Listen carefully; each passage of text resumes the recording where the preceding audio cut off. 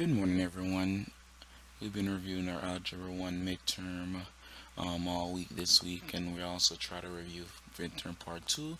We did not get to finish, but great news is that I was able to put this video together so this can help you out, okay? So bear with me as I go through the slides.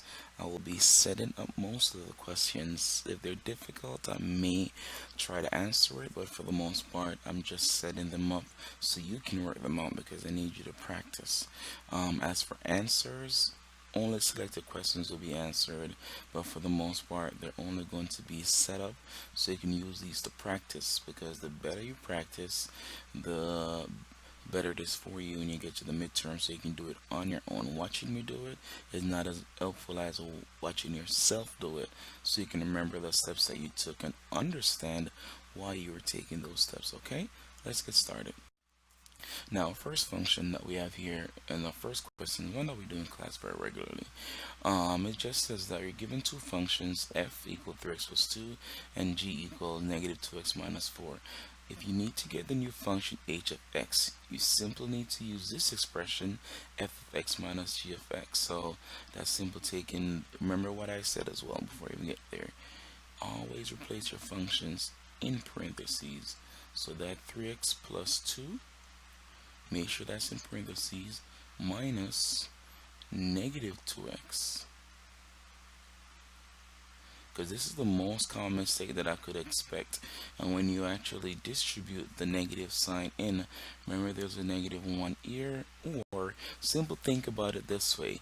A negative or subtraction simply means the opposite of everything inside here in this case. So you can get the new expression 3x plus 2, and since I'm taking the opposite of everything inside here, negative 2x becomes positive 2x, negative 4 becomes positive 4. Then you simply go ahead and combine like terms. For number 2, remember the first step to find the inverse is that you want to simply go ahead and look at it this way. The original function where we have f of x right here, we have to keep in mind that this f of x here also means y. So it's like y equal to 5x minus 8. Now if y is equal to 5x minus 8, we simply need to do this to find the inverse. First step is to switch your x and y. So you're going to create a new expression that looks like this. X, that was where y was, equal to 5, and because it was 5x, you're now going to have 5y minus 8. So now that you have 5y minus 8, you're going to solve all expression. You're going to solve this side to isolate y by itself, I should say, because your goal for each of them is to get the inverse function, which is g of x. So therefore, you can look at it this way, that your inverse function, inverse of f of x is equal to g of x, which means that you're solving for g of x simply by switching the variables, and then you solve this equation here for y. Now this is pretty easy, I think, because this equation right here is in standard form. This equation, we're doing number 3. Let me put it over here just to save space so you have an idea what I'm looking at. You're doing number 3, right? And number 3 says x minus 6y equals negative 12, right? So remember that this is in the form of ax plus by equal to c. We don't want to keep it in this form because we can't see the slope this way. So your goal is to transform this equation into a form that you can actually see the slope, or it's okay to graph it. You can see the slope, but that takes time. You don't put yourself through that. So look at it this way. You're going to have y equals to mx plus b.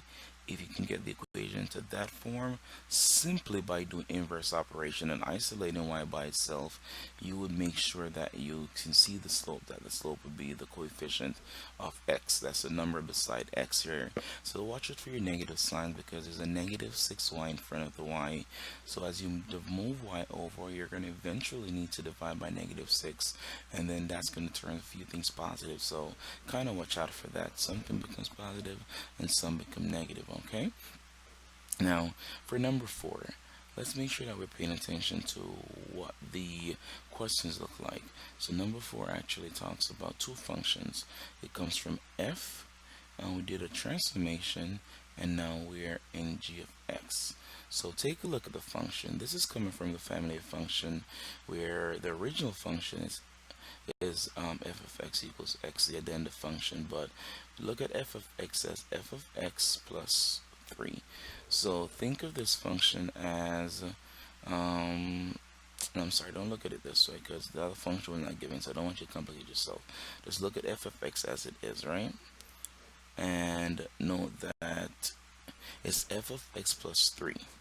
Now, if nothing happens to the variable, that's the main one right here, and you simply change the constant here, that means it's a shift either up or down. In this case, this is negative.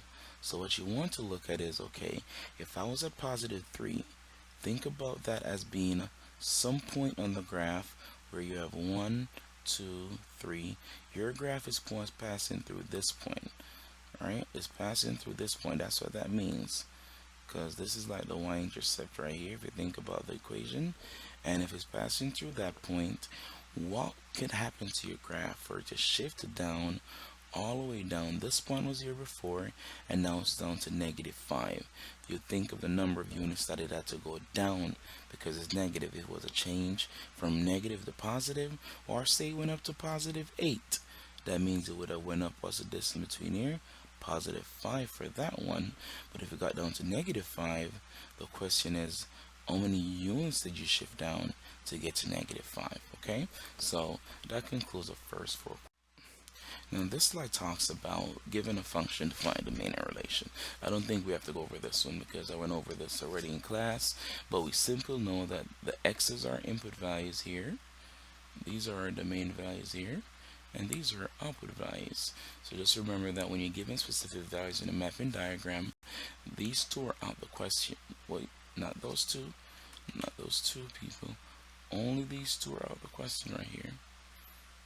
Because what happens is that they are given a range of values. However, these give a set of values. So in your x, you do not repeat, but look for -2, 4, 5, and 9 falls into x. Those are the main values right here. And look for the corresponding range, of course. Now, we talked about this one right here as well, that you can write it down. Most you look at is writing it down, or you can set up a systems of equation, and you can use substitution or graphing. We didn't get a chance to look at elimination method as yet, but just for those that are really studying and really want to do well, I'm going to use the elimination methods to set this up, or better yet, let me use the elimination method to solve this one. We did this already in class and you worked it out by hand for the most part, so I'm not going to do this again. But if you need help, just let me know. Just email me and I'll let you know, or text me and remind 101.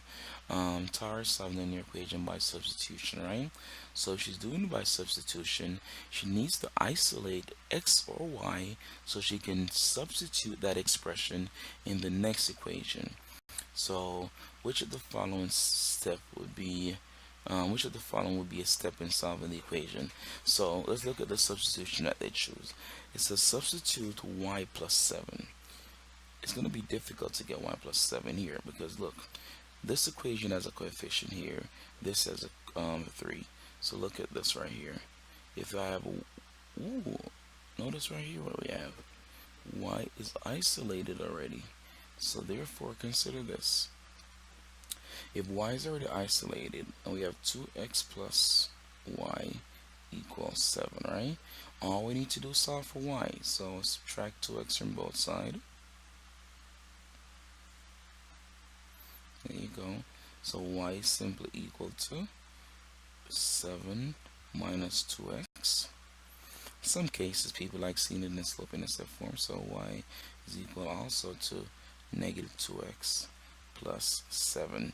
Both is the same, right? Doesn't make a difference. So we're going to substitute negative 2x plus 7. Oh, nice. Well, this should be 7 though. Make a mistake here. Should be 7.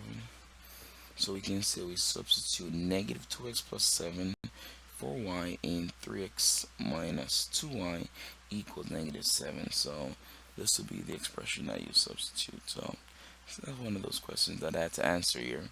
But great news is that you know what to do next once you get that answer. Okay, so let's take a look at the next set of questions. Now this right here we have as a sequence, and it says write an explicit formula. Just always remember the explicit formula looks at an, that's your nth term, should be equal to your first term plus common difference times the nth position minus 1. In function terms, think about it the same way.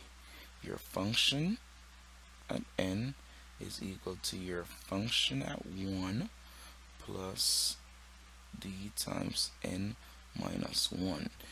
They're the same explicit formula. One is in arithmetic secant form, one is in a function form. Like these questions are given as functions, so you know that your a1 term is equal to your f1, of course, which is equal to 7. Now, if that's your first term, when you set up this expression, you're looking at your an equals to 7. So now you need the common difference. This sequence is decreasing. That means that we're adding a negative number. So if we're adding -5, your d is going to be -5. So in that case, I'm gonna cross this out. I can't erase in this slide. But I have 7 minus 5 times n minus 1. So right there, that is my explicit formula that I need. Now you need to find A14. However, look at your answers. They're not in this form. That means it's simplified. You need to distribute that 5 into the expression here. But remember, you're distributing -5. So don't run into the mistake of forgetting about this here. So it's -5 times n, -5 times -1. And then you simplify down here. And then because you're looking for the nth position, which is that position here, you make that your n substituted into this, and that expression, or even this here, whichever form you're using, will give you the value of that function. Once again, read these questions carefully, because this question asks us for the hours. Now remember, when we did it in class, your answer was equal to number of hours, hours. However, the question asks you how many minutes does she have? So even though the equation is in hours, the answer must be in minutes, right? Remember this, when we set this up and we know that we're going to have to be doing inverse operation, we talked about this in class, that whenever we have this, get rid of your denominators. I can't stress enough how much we need to get rid of the denominator. So h over 3. So look at all your denominators, get rid of them. Please get rid of them, then solve for h.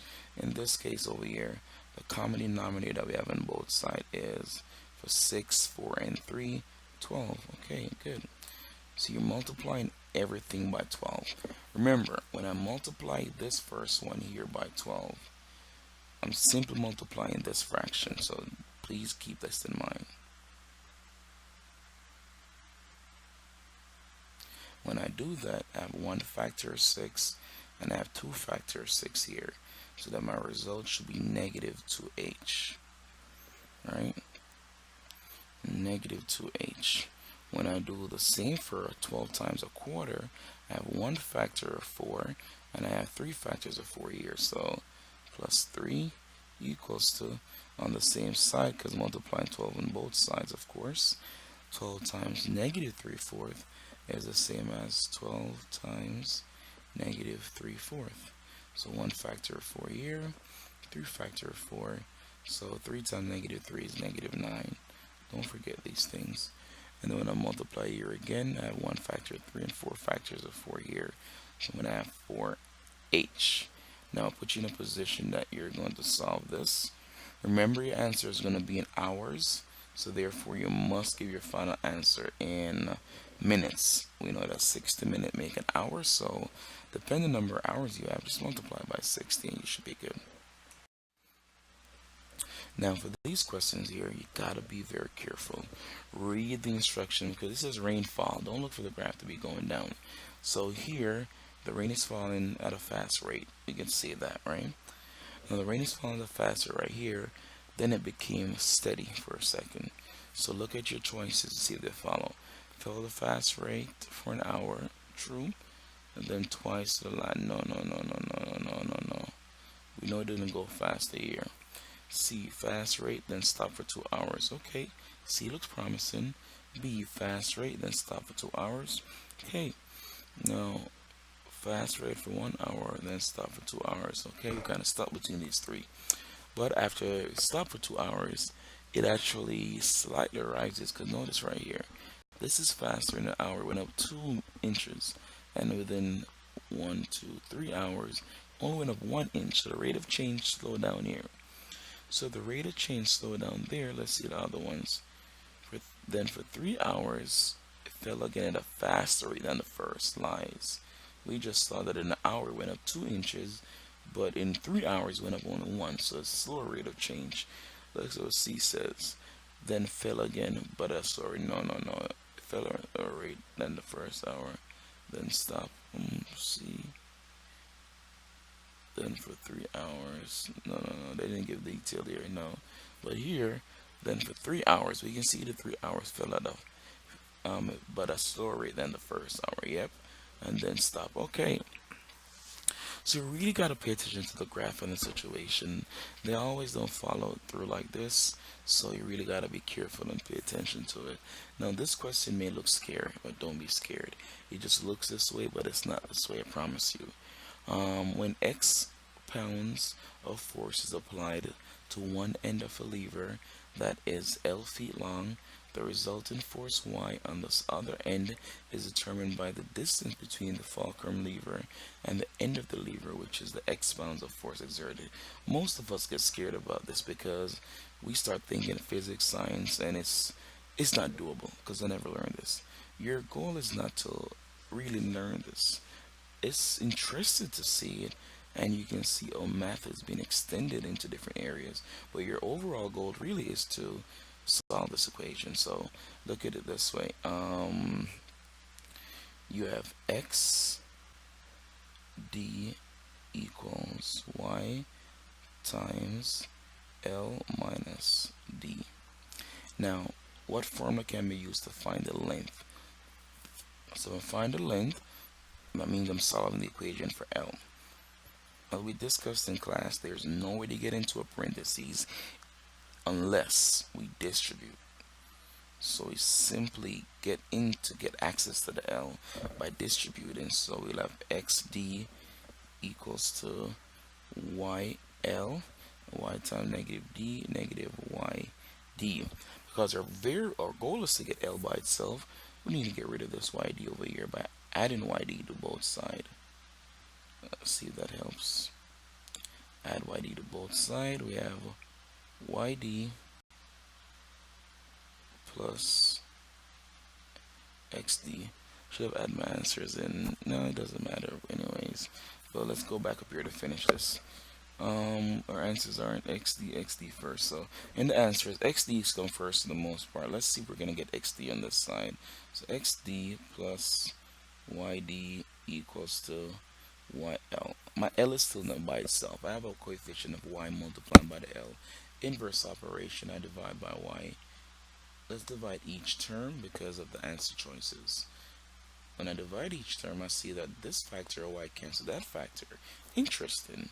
So I'm left with XD over Y plus D equals to length. So this can be used to find the length. Interesting. Okay, so would actually go with, I don't know what the equation is, but it's right here somewhere. So pay attention to it. It's XD plus D. There you go. Notice the difference because one factor of Y was cancelled out here. This equation is incorrect, and this is incorrect by far, and we did not divide by X. So that kind of enlightens us and leaving us with the one answer there. Okay. Looks scary, but read carefully, please. If you're not reading carefully, you can make this mistake. The cost to fill a car's tank with gas and get a car wash is a linear function of the capacity of the tank. The cost to fill up and the car wash for three different customers are shown in the table. Write an equation for the function in slope-intercept form, then write the cost of fill-up and the car wash of our customer, the truck, 29 gallons, right?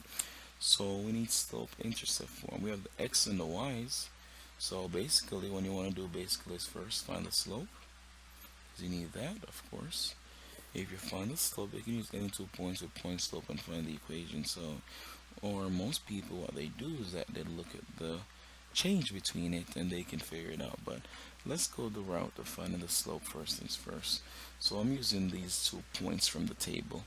I'm using 31.55 minus 18.95, and I'm dividing by 16 minus 9.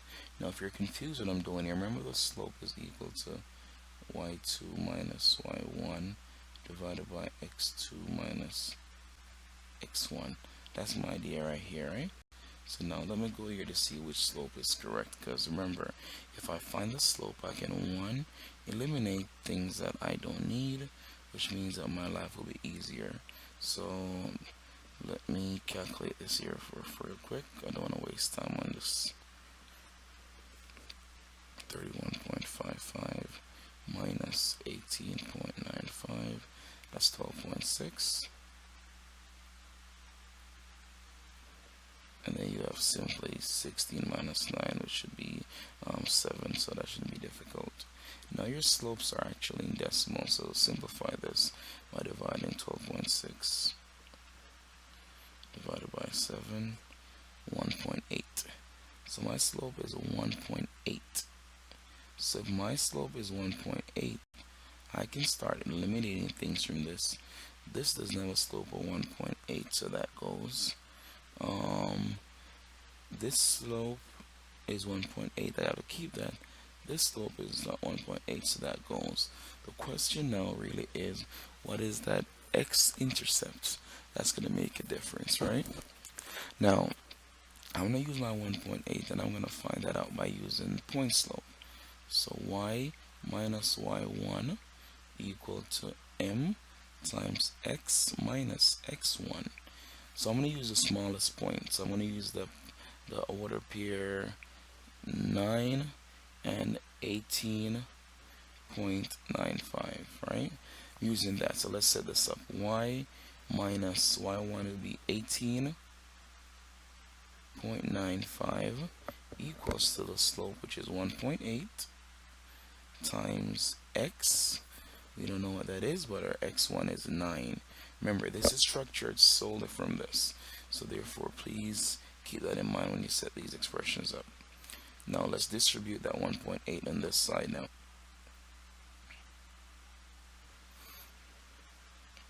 So this is equal to 1.8 x minus 1.8 times negative 9 is 16.2. So minus 16.2. So we're still solving here. Now I need to isolate y by itself because I need all the equations are slope-intercept form. So I'm adding 18.95 to both sides since that's negative over there. So now I have negative 16.2 plus 18.95. That's negative. That's positive, right? Really, I'm sorry. So that's y equals to 1.8. In terms of the money, it's 80 for cents. It doesn't make a difference to 1.8 x plus 2.75. So therefore, we can rule out this function, and we're keeping this one here. And you can test your function, of course, by plugging in the size of the gallon, which is x, and you can plug that in 29. You'll get the 54.95. All right, so remember now, the Telva solution is infinite. Both sides must be equal. So my thing to you is that combine all your like terms on one side and isolate the variables possible. If the variable as one solution, you'll get an answer like this. g equals to a number. If that one solution exists, that means both sides. Now the variable disappears and you have a equals to, let's see, you have a equal to b, where there are two different numbers, no solution exists. But if you have a equals to a, infinitely many solution exists. No matter what g is, you can get a solution. So let me review that again. If you isolate your variable and you have the variable equal a number, it only has one solution. If you isolate the variable and the variable disappears, and then you have two constants that are not equal from both sides, you have no solution. But if you have, let me put no solution here, one solution here, and if it's all, that's infinitely many solutions. That means no matter what we have, g is always the same. Now this is find a solution set. Talk just like we did earlier in the one with that L. We have to distribute the 2 into this, and then we solve for x, and we'll see what we end up with. Now I shouldn't have to work out this for anyone. For x minus z equals y, and solve for x. Simple inverse operation here, people. So we have 4x equals to y plus z, and you know what to do after here. I don't need to show you anything else, so you finish up. Alright, so let's go to the next slide. Alright, so for going into the last set right now, your original function was a graph of g of x. Let's say, no, not original. The original would have been f of x equals to absolute value of x. Remember with this function right here, these are the value that it takes on.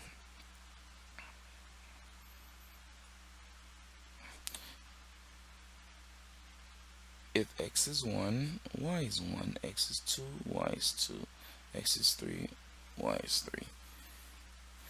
But there's two values of y, two values of x, I should say, because x is both negative and positive. So you can extend this down to say that when x is -1, it still takes 1, -2 still takes 2, -3 still takes 3. Because the graph's a v-shaped function, right? Remember that v-shaped graph that we talked about from the family of function. Now, new function is g of x equals to 2 times h of 2 times of x, which is basically saying 2 times f of x. That means your y values are impacted. So if this is double your y value right here, you know that you're going to look at a table of same x's, but your y now that's equal to 2 times absolute value of x becomes, when it's 1, that becomes 2. When it's 2, that's going to become 4. When it's 3, that's going to become 6. So your graph is going to actually, as a vertical effect, because the y's are changing, right?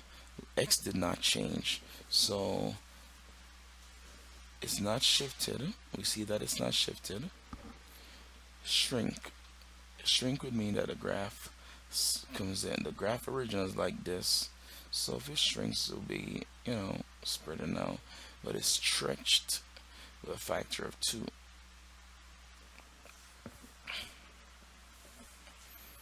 So that means that the graph automatically goes, see, it gets a little smaller because it stretches up. So basically it grows faster that way. Not difficult, but you have to pay attention whether or not it affects y or if it affects x. If it affected your x's, it would have been inside here, and then that would be a different story when you're talking about whether or not it's shrinked or so. But let's take a look right here what may have happened for number 17. Number 17 is reading your graphs, basically looking at the change and eliminating temperature change throughout the day. Early in the morning, temperature increases slowly. So if it's increasing slowly, all graphs increases, no need to worry. The temperature rises sharply. There should be a sharp rise. So this rise, that rise, that rise. Eliminate B because it doesn't rise. During the afternoon, the temperature stays the same.